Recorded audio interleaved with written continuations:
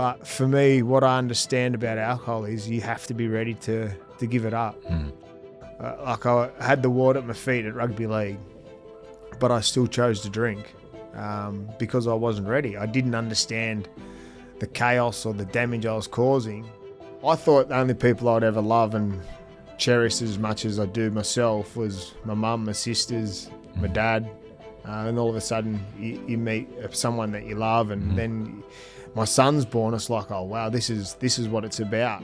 We can all be better. We can all challenge ourselves and do things to become better people. Yeah, everyone can be better, and that doesn't mean take away alcohol and you become a better person. 'Cause that's not it.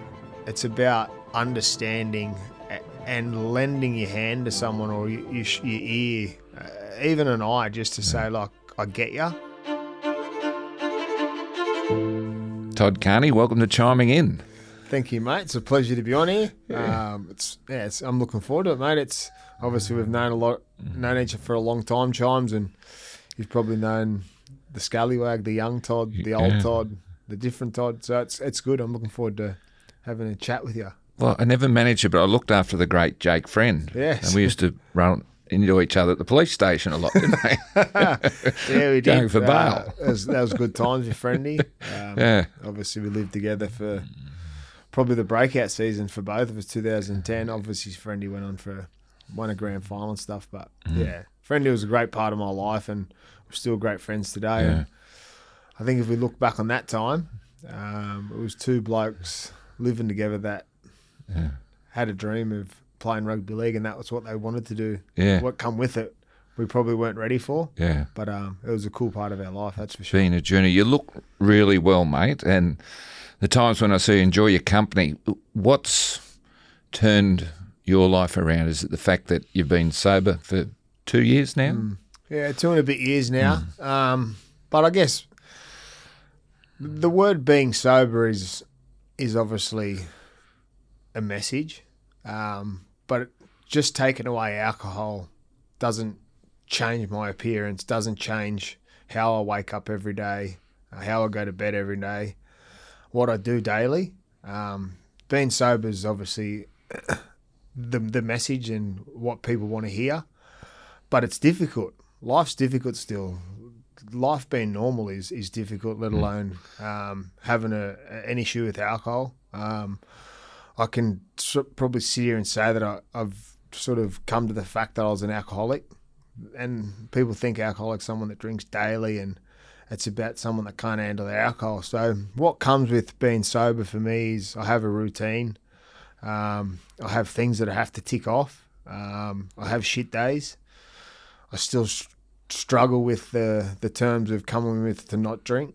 I can sit here and say that I can probably comfortably say that I'll never drink again, Chimes, but I still have to remind myself daily that I can't do it, and if I do it, what happens? What's a shit day? Is it a challenging day, a tempting day, or? It's not so much a tempting day, like just the things you have to do. You lose mates, not by choice, just by growth and by different interests.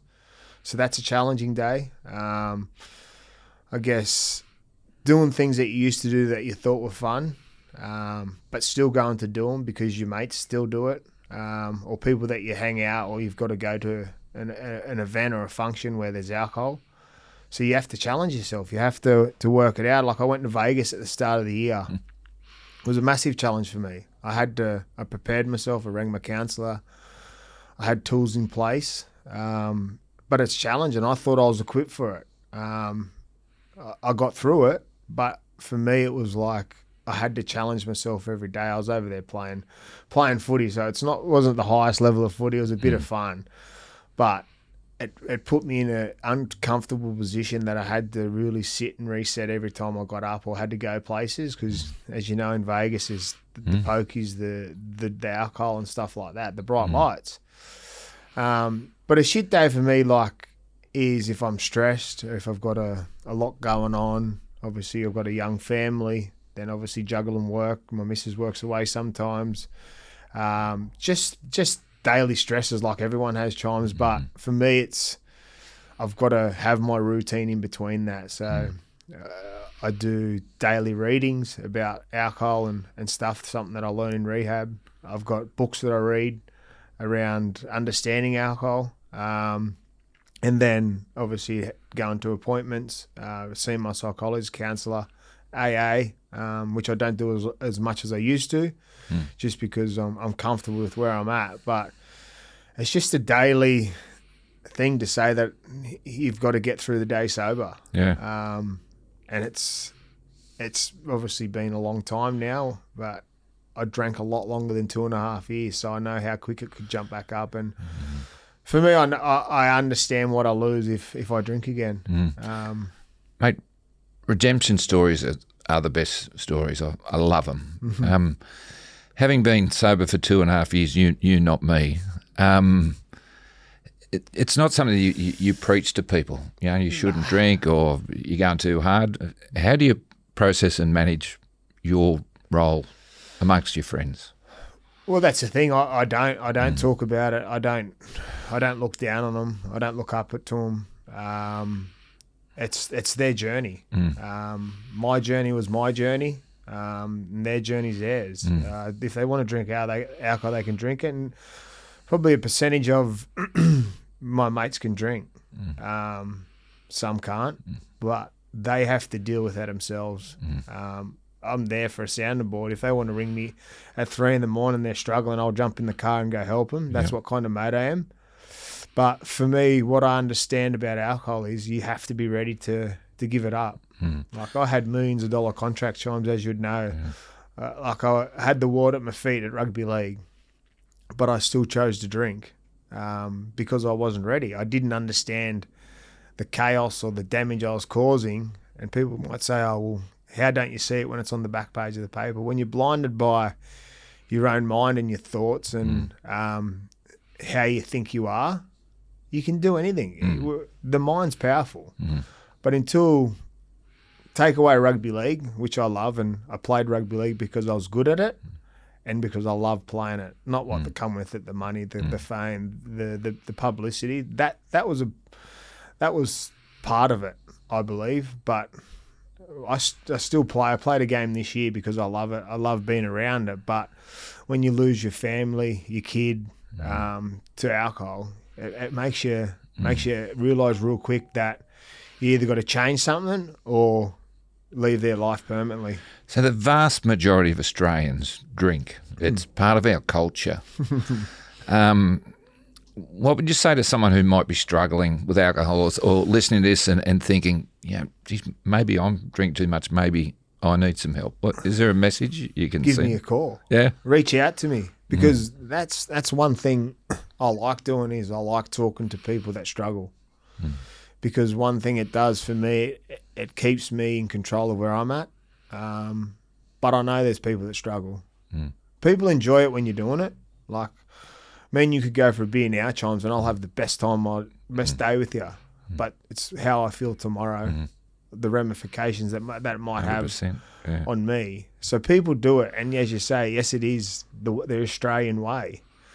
But the Australian way is also too to go out, hide what you're thinking. Don't say that in front of my mates. Mask things. Mask things. A lot of people talk about mental health. And people say, well, okay, I've got mental health. They take this miracle tablet to help their mental health, but then they sit and drink while they take the tablet. You're not living to who you say you are. You're either saying you got mental health because it's to escape that reality of, you maybe want to drink or what it is. But like, I believe now that when I look at it, because I see people say it, if I had a mental health issue, I wouldn't drink. It's like when people say, well, you've got cancer, you need to cure it. Well, they go cure it. So if you've got mental health, it's a disease. It kills people. Because it puts people to a place where they don't want to live anymore. So the message to that is, if you struggle with it, get help. Like we've spoken downstairs, Chimes, about rehab for me. I want to talk to you about your rehab. I thought it was for people that were down and out and had nothing left. And rehab's for quitters.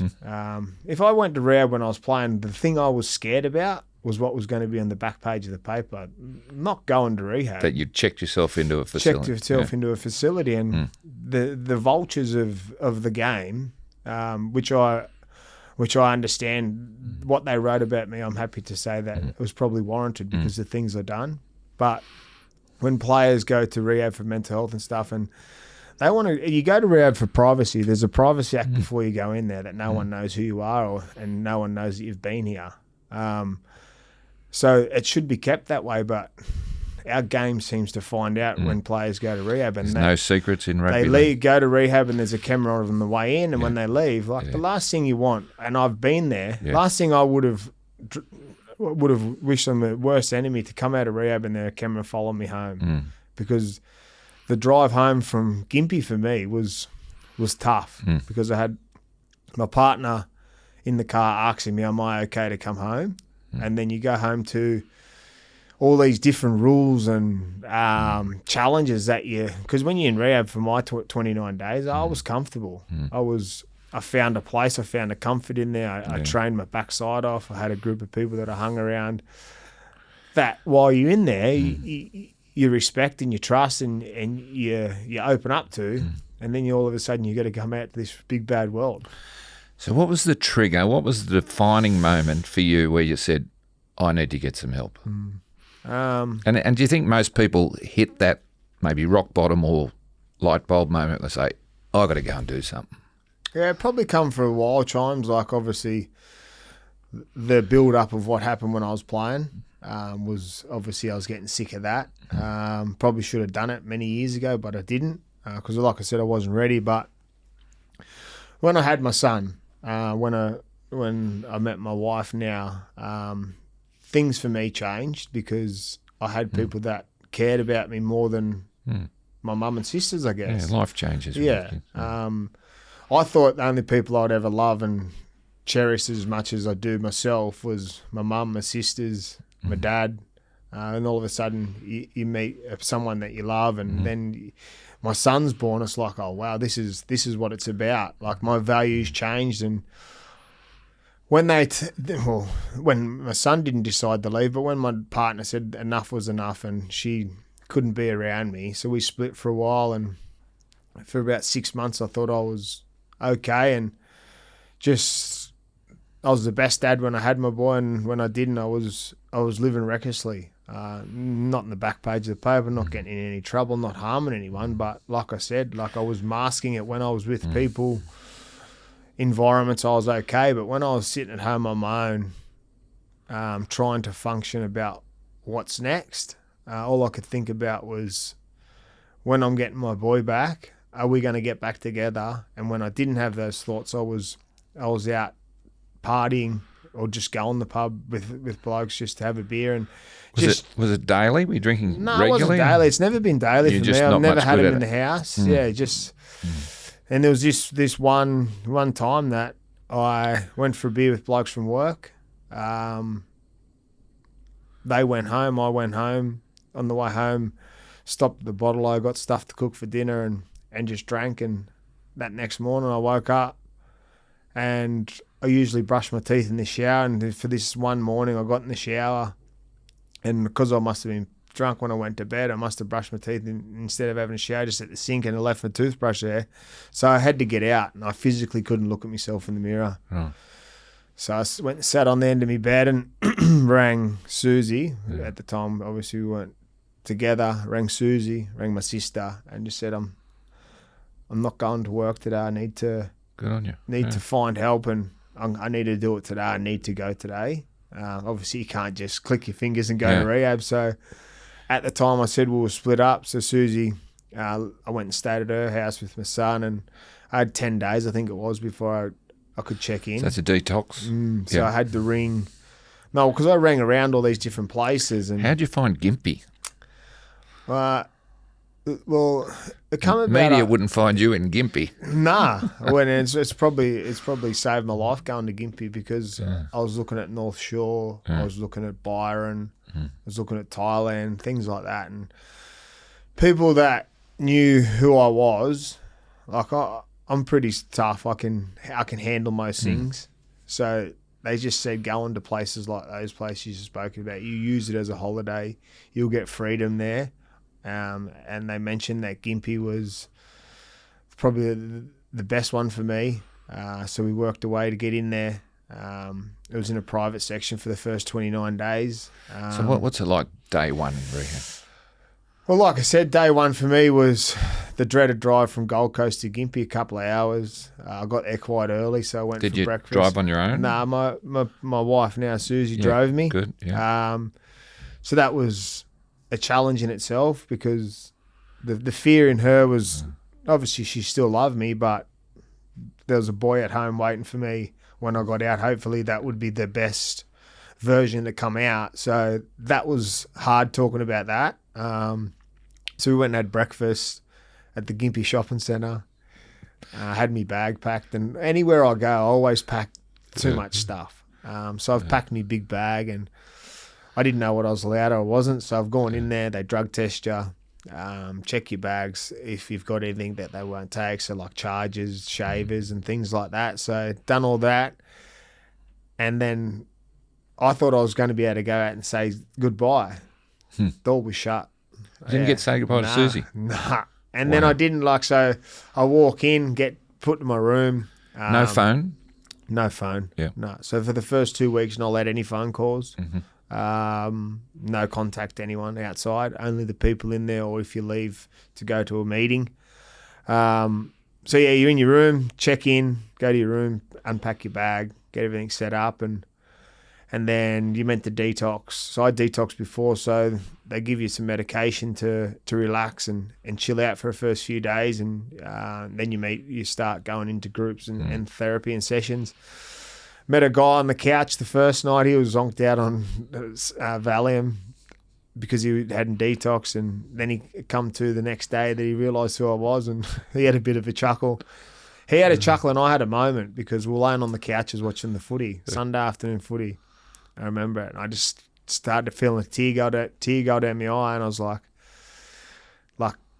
to vision that I was then that position to play the game I love, to now sit in a room. Yeah. Big sliding doors there. When you're say fighting for your life, I'd be still here today if I didn't stop drinking, but I wouldn't be the person I am here today. I definitely wouldn't be doing this podcast. I wouldn't be talking at the lunch today. I wouldn't be in the position I am in my life. The things I've got around me, and things isn't cars, houses, things like money. It's about the person I am when I wake up, the person I am when I go to bed, and I can trust myself for once that I'm a good person, and not being a good person by everyone loving you, but a good person to myself, like loving myself again, like the person I was when I was a kid that wanted to achieve what I achieved in rugby league, but just now focused on what's important, and that's for me is important. Is like I mentioned, always my mum, my two sisters, my nieces, my brother-in-laws and family, but my two kids now, and I've got one on the way. That's what I need to be. Congrats, mate. Need to be the best version possible for. And like I said, it's hard, Chime. It's still hard. Yeah. So I'd still have doubts, but I'm ticking along. I'm enjoying this chat, mate, because I know your message will be getting to people. I'm sure people listen and say, we can all be better. We can all challenge ourselves and do things to become better people and become happier with the way we live our lives. So. Yeah, everyone can be better. And that doesn't mean take away alcohol and you become a better person, because that's not it. It's about understanding and lending your hand to someone, or your ear, even an eye, just to say, like, I get you. Yeah. I heard you say once you got to invest in yourself. Yeah, you do. Yeah, you do in every area, not just taking away the devil drink, the things I eat, how much sleep I get, train. How do you feel today compared to what you felt like a couple of years ago? Well, I feel $1 million. I feel the best I've felt. I'm still trying to navigate what's the best fit for me around training. I fluctuate with my training and diet and things like that, so I'm trying to navigate through that, which is a weird one. But I like to be fit and healthy. But just my mind is the main part. As long as I stick to... It's clear. Yeah. As long as I stick to the things that are on the trajectory of me, what I want to do. If I get too much coming at me and I say yes to everything, if I get too much coming at me, I start to get overwhelmed and the stress comes in, and like there's things I want to do, but for me, like I said, that's me and Susie, my wife, have got a thing that if it doesn't benefit our family, we say no to it. And we've got to juggle that because she's busy with her life and work, and then I'm the same. I've got things that I want to do. I say yes to everything, and it's just trying to work out what it is that that balance. And for me, the balance is family, but then just I love coaching kids. I love watching kids succeed. I ran the water on Wednesday for our open A's at Canberra. I'm more excited than was when I'm playing when they score.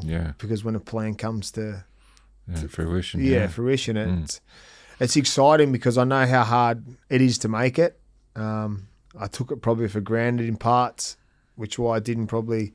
I don't have regrets, but if someone said, "If you regret," it's about what you could have done. And this is what I say to the boys is that, and girls now, is that people say there should be a plan B, and I might get stabbed in the back for this, but I think to make it now, kids, girls, boys have to go all in.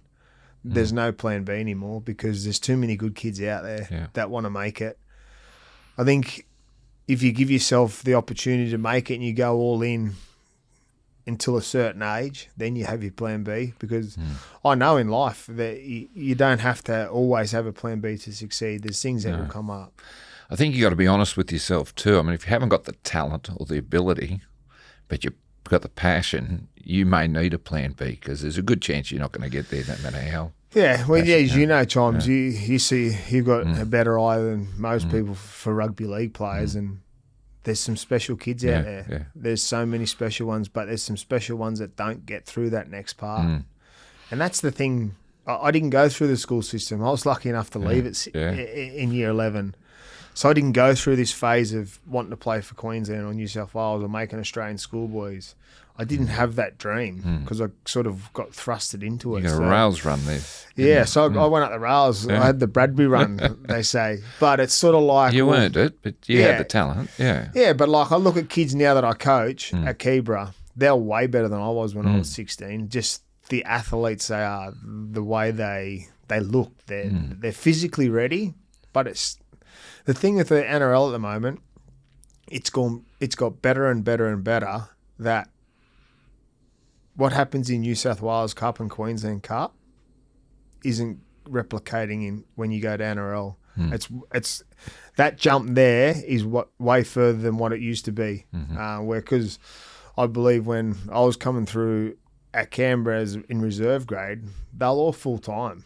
So there was 35, 40 blokes in the squad. Like we used to. Captain's run was first grade versus reserve grade. In pre-season, it was two teams going at it in a pose, and there was no real trials. There was trials, but we're having trials every week at Canberra. So I just think that gap. So then when kids ask, like, what's the biggest challenge when you leave school? I said, well, one, you're going to have to leave home. I see school as a safety blanket. It gives them a routine. They get looked after at school. They've got people around them that are on the same trajectory. But then when you leave school, you've got to find work. You don't have the group of people always around you caring for you. And the big thing I get out of Canberra is the teachers actually spend a lot of time on rugby league. They care about the boys. And when you lose that when you leave school, all of a sudden you've got to come to Sydney or you've got to move places. And you moved a bit. Yeah, and you've got to...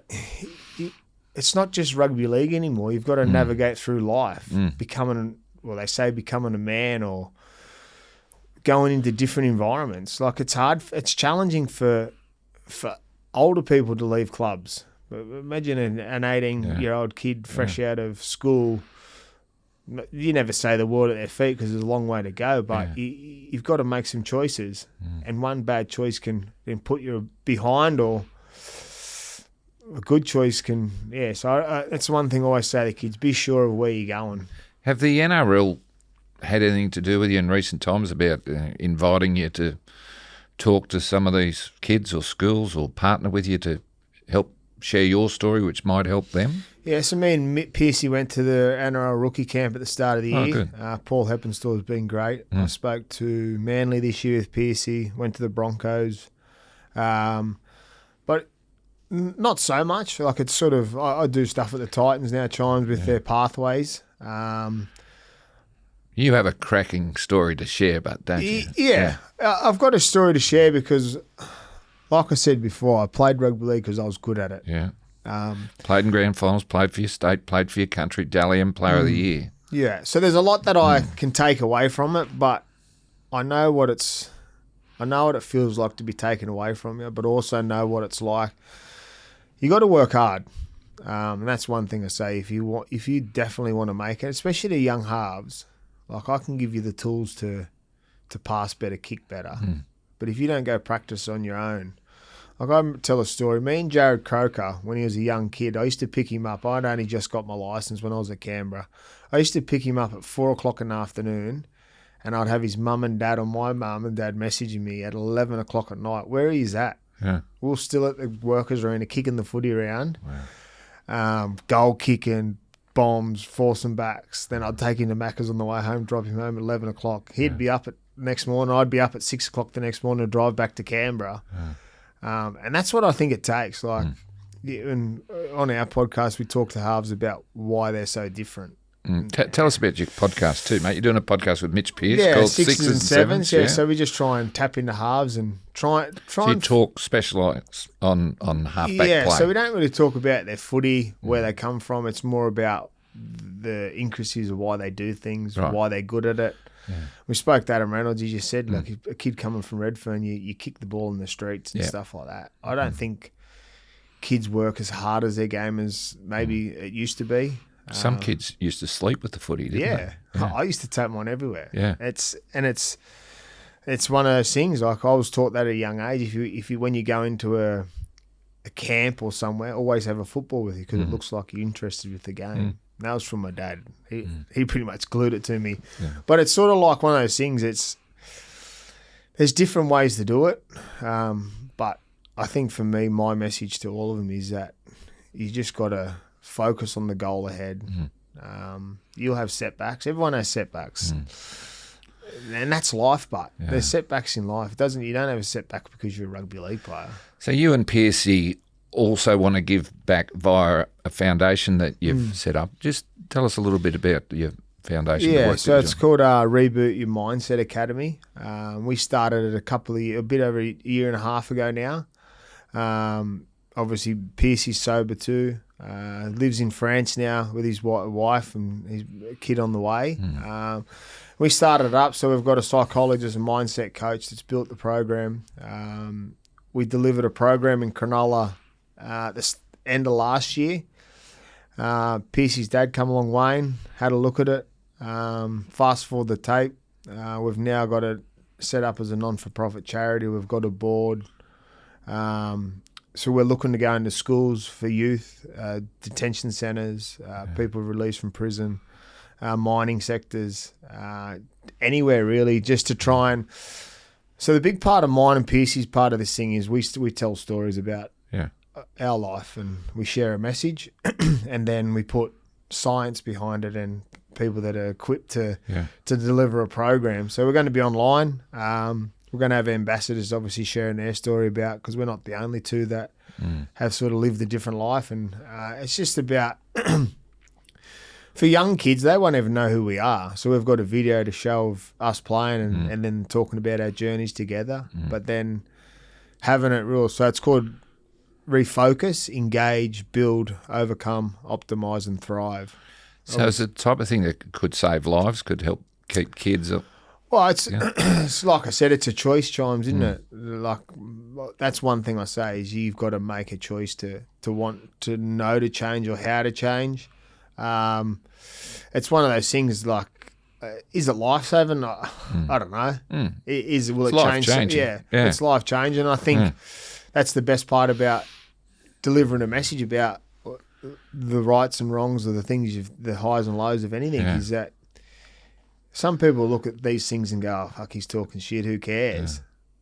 Let's laugh at the stuff he's done. But then it could touch some bloke that's sitting there listening to this, and that's why I talk openly about it. There's no doors closed anymore for me. There's no skeletons in the closet, because if I say something someone resonates with and it helps them, that's a job done. That's a win, and I don't need to be tapped on the back or recognised for it. It's just like, because as we know, everyone struggles with something, big, small, little, however. But everyone struggles with something. If you don't struggle with something, you're superhuman. You're a superhero. When some people might want to talk to you about some of your past misdemeanors, the troubles that you got into, do you try and park that stuff, or are you okay with having a yak about it? I'm okay with it because it was a part of the journey. I'm not proud of it. No, that's for sure. So you had some run-ins, just briefly, some run-ins with driving offences and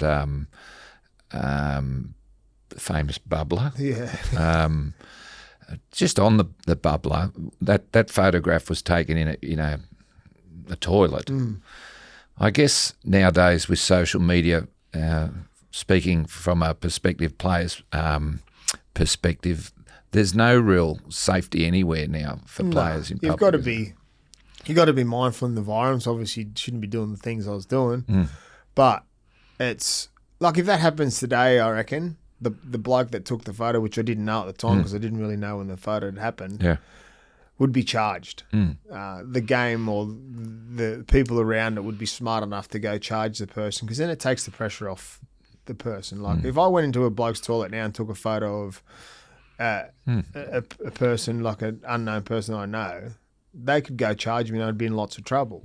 Obviously, at the time I wasn't thinking that. I was just trying to sort of keep my head above water and try and get out of it. But at that time, I think if that wasn't the reason why I got in trouble, it would have been something else. I wasn't probably living up to a standard of a professional rugby league player at the time. While I was still playing good footy. And your misdemeanors were pretty much all alcohol related. Yeah. That's one thing someone always says, is that he's a different person sometimes when he drinks, but away from alcohol, he's the best person. And that's why I guess people like me. They get that side of me, because I wasn't always drunk, but it was just one of those things. So wary. Going to rehab, you would have learned a hell of a lot about yourself, but a lot about alcohol and the effects that it can have. Are some people better at managing alcohol than others? Is it a chromosome thing? Oh, it's a. I know it'd be a common sense factor. It's a reaction thing that, like, as you know, some people just can't. Yeah. And I'm probably 6 out of the 10 times, 4 times I'm okay, and 6 I'm. So when did you know you're no good? Did you have blackouts or? Yeah, I had blackouts the first time I drank. I remember the first time I drank when I went away for the Raiders. It was laughing stock, but that's how it was. Yeah. But yeah, I had blackouts, and I don't know if it was just blackout to try and forget what went on. But yeah, I probably should have picked up the signs later, but now I understand. So that's one thing I do say in a group of men when I talk to them, is about that if you are the person that comes up with these things along the way, maybe you are at risk of stuffing up and becoming a victim, not a victim, but becoming unstuck on the drink. What's it like in rehab, talking in the group sessions to people that you don't know and having to open up about your story? It was hard. Did people in there, you mentioned someone knew who you were? Some knew, some didn't. Yeah. The thing in rehab is everyone's fighting the same battle, trying to work out. Do you feel sad for the other people in there? Do you get some of the stories I heard in there, I felt weak, because their rock bottom was way worse than mine. But as I said, you can't discriminate. Alcohol and drugs don't discriminate.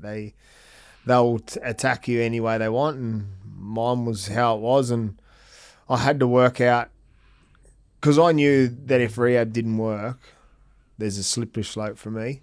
So you're all in. Yeah, I was all in, and I said to the guy, he was pretty honest. He goes, I think there was probably 15, there's 28 rooms or 30 rooms, and it was split up in groups, and he just said, like, there'll be only a small percentage. And I reminded him, I said, I'll be that percentage that won't come back in the doors. And that was probably the reason why he sent me out after 29 days and instead of doing 3 months, to go out and experience what it's like, because I spoke a lot about my insecurity, anxiety, paranoia of going to places because of what people thought. And that's probably the reason why I drank to excess sometimes, just to block out that noise and hide from it. But yeah, it's a challenge. But the thing is, like, I knew real quick that they didn't bother. Mike Tyson, their favourite superhero, could walk in there, and they wouldn't flinch, because they're struggling to get through the day, let alone what's next for them. So if a celebrity or a sports person walks in, it's unfazed. Yep. We're all there to talk, and I shared openly, and it was difficult at times. I know when part of the exit strategy to leave rehab, you had to share a message to the whole group of your life story, the negative stuff, and it was fucking hard to write, Chimes. It took me. You write it and read it, do you? Yeah, you have to read it to the group. Yeah. And it took me a few times to actually get through it, because, as I said, the guys in there knew, the people that were working there obviously knew my story. So I went in a few times. He was like, "Nah, you need to come out with more of the reasons why you're here." So I obviously let more out, and well, it was a relief, but it was horrible writing it, because you've got to unpack everything to be well, they say. Yeah. So you missed your son's birthday, your second birthday while in rehab. That must have been a tough day for you. It was difficult, yeah. So Sunday was visiting days. So obviously he's at 2. He wouldn't have knew when his birthday was. Yeah. But it still does eat me a little bit. When he's old enough, I'll tell him. And I don't know why. People say you don't need to, but I feel I need to let him understand that. So Susie brought him on the Sunday. My mum and sisters come up, and we had a little party for him in one of the classrooms, which was, but that's what it was about. Like, I was willing to do it. Like, I was at the point when I went to rehab, was that if I come out and Susie decided to leave forever, and that's what I had to deal with. But I wasn't doing it. While I was doing it for them and for everyone else, I was only doing it for myself. I needed to be better for myself. The fact she drove you there must have given you confidence that she was supporting and on board. Yeah, she's always supported me, and that's one thing that she'll always support me. But she just wanted to see me better, because she's seen me at my best, and then probably seen me at my worst than anyone had. So you get out of rehab and you do AA for 90 consecutive days. 90 meetings in 90 days, and that was probably... In rehab, we went to meetings, so away from the hospital or the section. It's 3 months. So then every morning, so when I first got out, so I got out on whatever day it was I got out, and then that night I found a rehab, AA in Canberra, so I went for a 45-minute drive, found that one. I had people that I could call to find out where it was, and they met me there just because everyone's supportive. And then I juggled a few different ones, went to a men's meeting, which was pretty scary. I had to get up and share, and there's a big group of men, and obviously same thing. Everyone's still struggling with what they're struggling with, but I felt very insecure and unsafe. And then I found one in Burleigh. It's called Early Bird, 6 a.m. So so a part of my routine in rehab, I started training a lot. So that was okay for me. Work was okay with it. So I would get up early, train, go to AA, and get to work just on time. So it worked out okay, but I had to do it. So it was a requirement. It was something that I need to do. you work with a psychologist still today? Yeah. Right. Yeah. So how often would you talk to her? So it's weekly. Right. I've probably let it slip the last few months, which was probably no, it's not needed, but it's a reminder to show that you're not safe. You're not through the other side. Yeah. I'll never be through the other side. That's why I can honestly say that I will never drink again. I might have hiccups along the way, and I think that's human.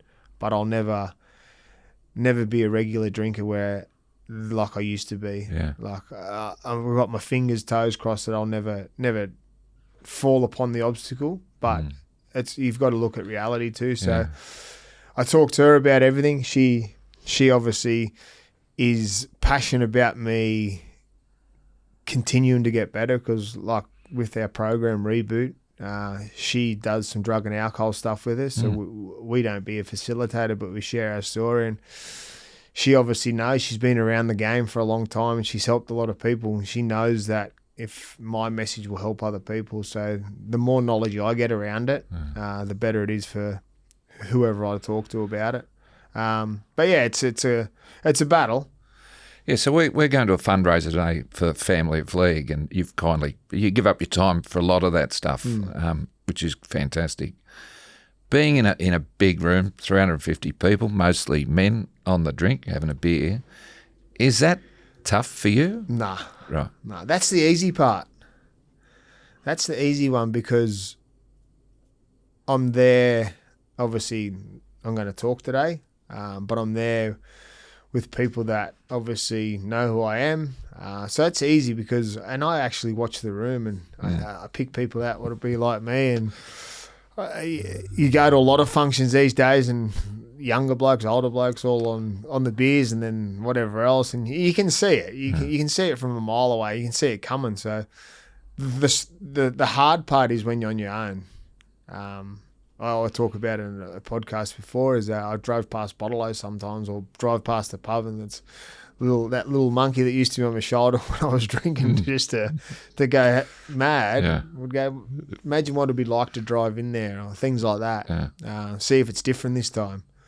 But yeah, going to functions, I appreciate going to them because it's one, obviously I get to share my story, but also just to be around, man, it's a cool environment. To be around and it's like I know when to leave. I know when it's time to go, which is good because before I'd be the last one there. Yeah. You didn't have a drink on your wedding day. Nah. So that was How'd you do that? That was a challenge times because obviously the boys come up from Sydney the night before the wedding. Went into Broadbeach, met them all. They were all having a beer and a punt and whatever. And it was the first time I'd tried zero alcohol, so the non-alcohol beer. And one of the boys got me one just to feel a part of it. Fucking anxiety come over me because it felt like people were watching me drink this zero alcohol beer. And not that it bothers me what other people think now, but it was like, if they're thinking I'm drinking, it's just a shit thought. So I only had the one. And what do you think of it? I never drank it for the taste. I drank it just because of the feeling it gave me. I thought I was fucking Superman. And some days I probably did. Yeah. Do you think it's good for society that people can go out and have a zero alcohol beer? Yeah, I think it's good. Like for some people that do it to be sociable, and I never drank to be social. I've done it just to be a scallywag and have a good time. And I think it's okay. It's not for me. My makeup's fucking all in or nothing. I don't dip my toe in. So the wedding was hard. So I went and met the boys and we had a discussion about it, which was this was a funny story. We had a discussion about me and Susie because it was at our house. The wedding, we got a couple of acres in Canberra, so we had it all set up really nice. And she's like, "Oh, have you sent the boys messages about bringing their own alcohol?" And I'm like, "Yeah, I've sent it." I hadn't because it was my wedding and my mates. They all love a beer and I wanted them to have a good time, but I was too scared to tell her because obviously it was her wedding day too. And I'd messaged her friends and said, "Look, tell your partners that I'm going to supply some alcohol and stuff." So the day before, Mitch Anthony and my brother-in-law went and picked up the alcohol and put it in his eskies and had it all ready for him when they got there. And after the ceremony, me and Susie were getting photos, and I whispered in her ear and I said, I'm just going to tell you something now that we're married. I supplied the alcohol for tonight just because I didn't want people to drive in from the Gold Coast an hour to my place having to worry about that. I wanted them to come there and have a good time and let their hair down. And that's what I said in my speech. Like, I would love to be able to sit here but we know that we wouldn't be here in this position today if I was still drinking. I want you to party like I would and have a good time. And my sister was on the table, Boydie was on the table. It was fun. It was good.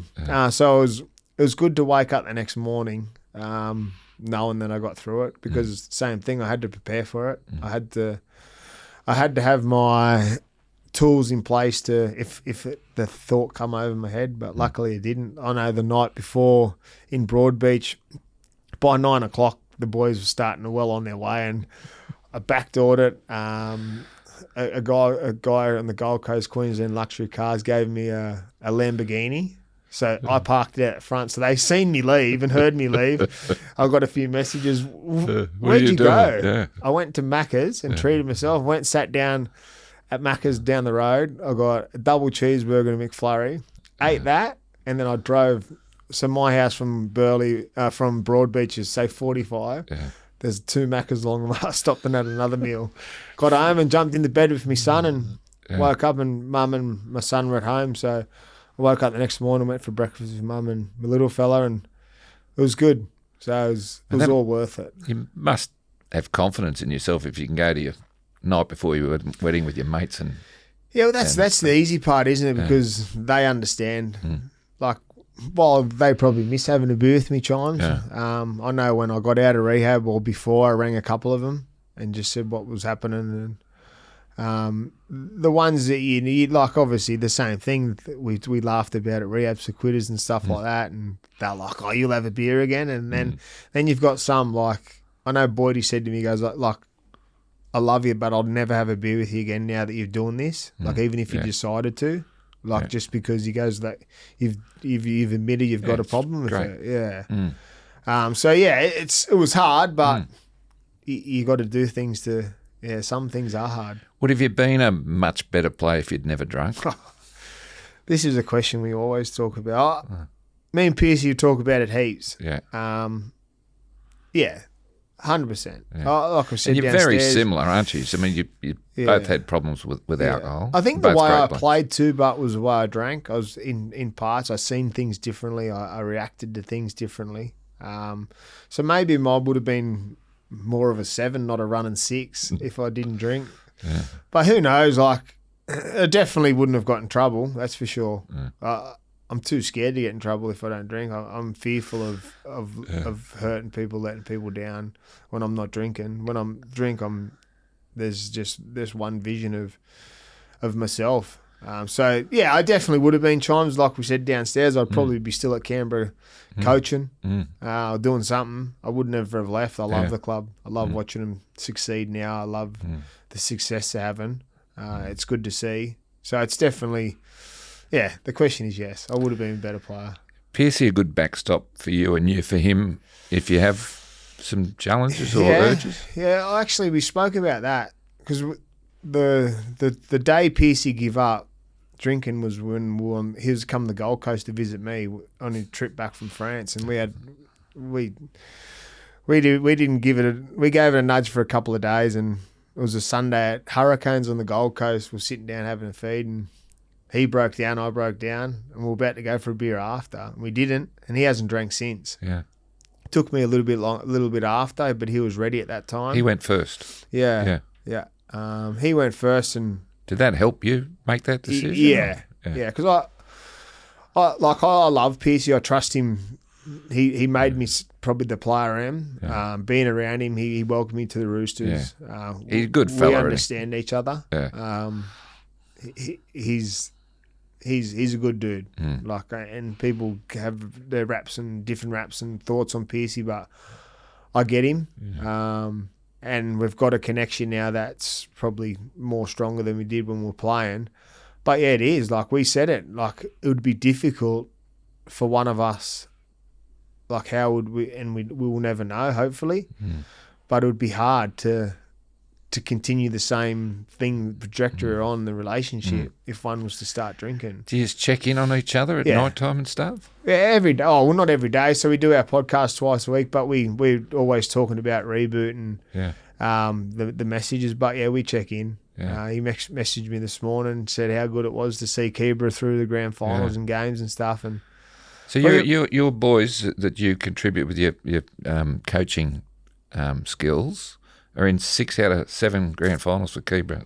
Yeah, but while it's... You're not going to take all the credit. No but way, because like I said before, like the teachers and coaches at Canberra put so much time into it. They've all got rugby league backgrounds. They do stuff away from the school with rugby league, but the way they prepare them for the games and how they are is a testament to the school. I love being there.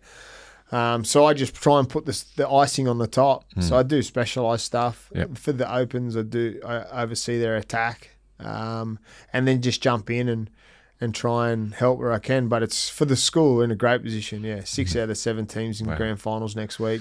Great school. Hey, you've captain coach at Byron Bay. Yeah.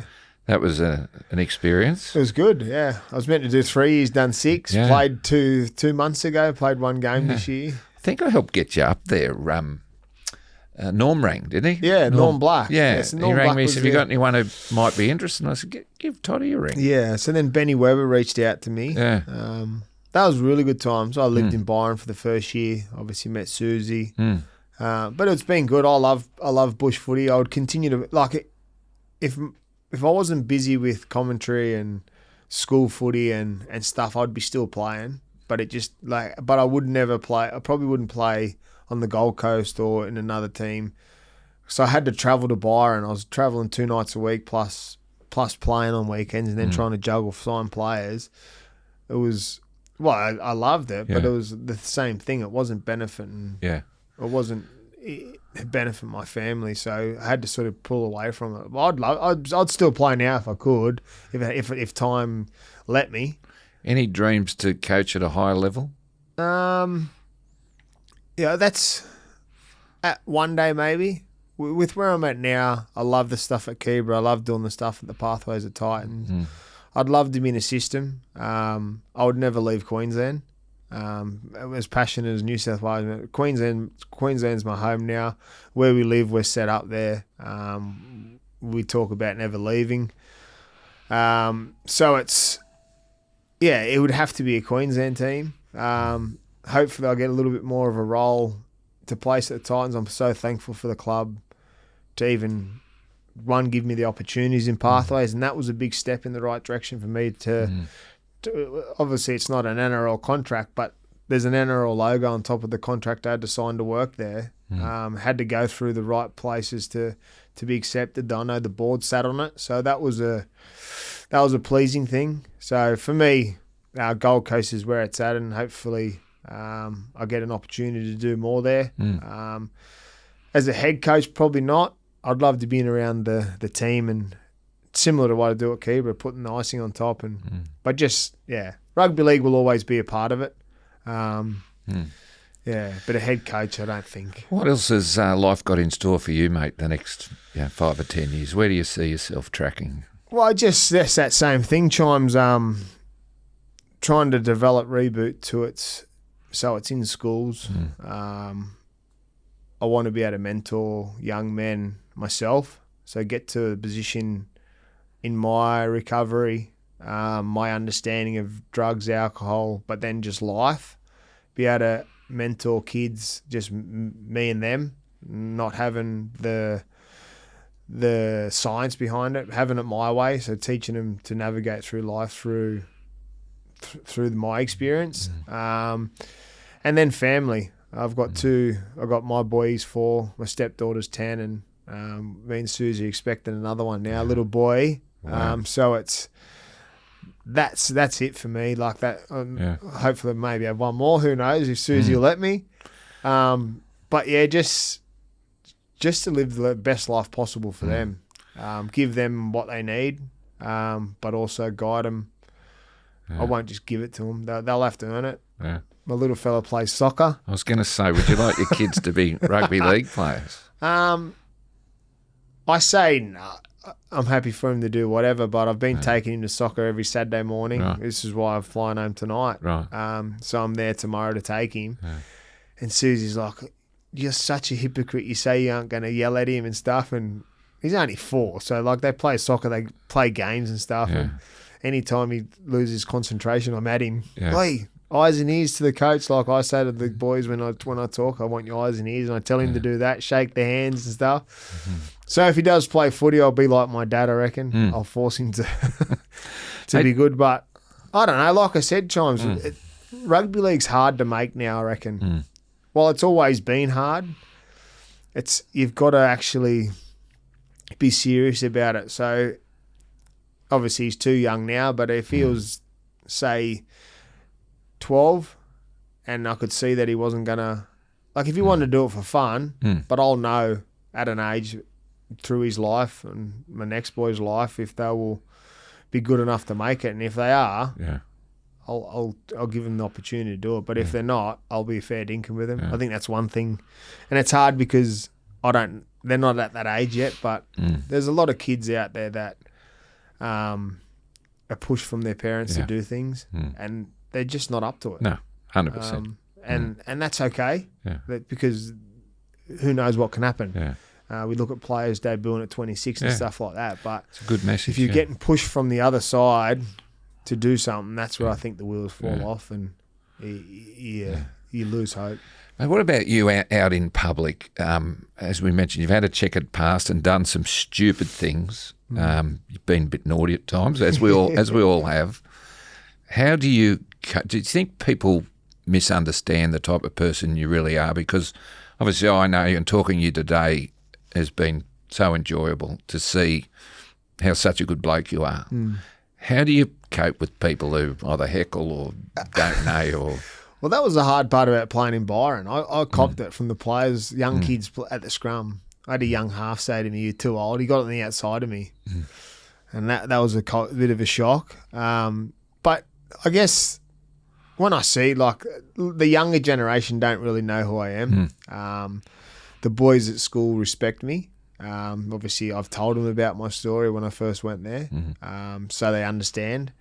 But they respect me as a human being, as a former player. But then to the public, everyone's got an opinion. I have opinions on people. I have opinions. I'm a people watcher, so I have opinions when people walk past. So it's a part of it. And one thing I notice is that I've noticed along the way is that if I think people are talking negative, they're probably talking positively.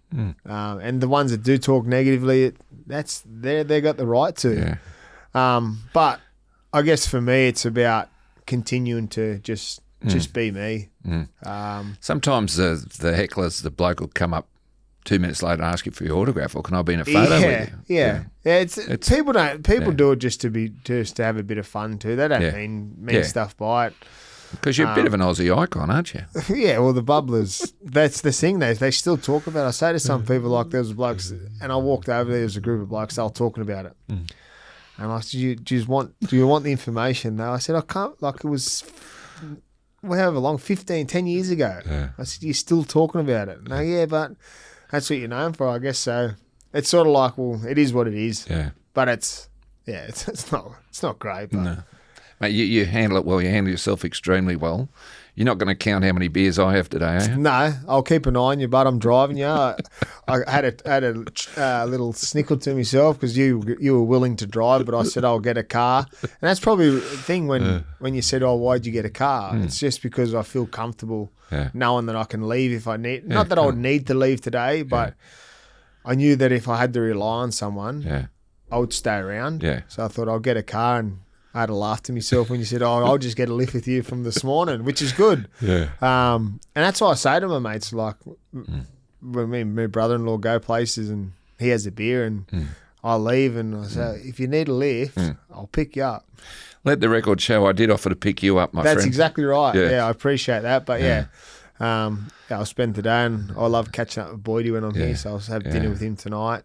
But it's mate, I've first year podcasting this year and had a lot of guests and all great people, but I think I've enjoyed talking to you today more than anyone. Thanks, mate. I appreciate that. Thanks for chiming in with us, Toddy. Yeah, thanks for having me chiming in. Let's go do this. Yeah, let's go do it. All right, mate. Thanks, mate. Thanks, mate.